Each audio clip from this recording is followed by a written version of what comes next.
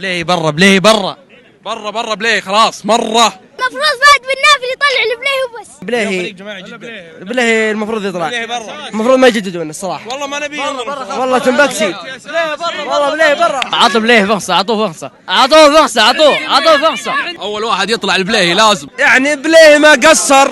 ايام جان اموره تمام حلوه، بس الحين خلاص يعطيك العافيه 34 وش عاد باقي. برا في حسان تنبكتي. بس نبغى طلب واحد، البليهي لا عاد يجلس، البليهي اوت خلاص.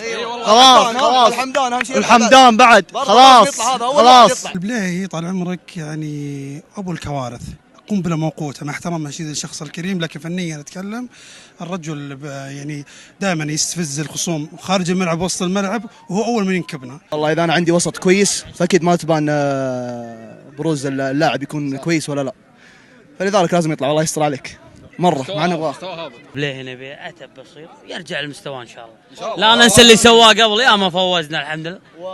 عتب بسيط بس. البليهي رجال ما قصر معنا، لكنه في دروب هالمباريات، لكن الرجال ما قصر.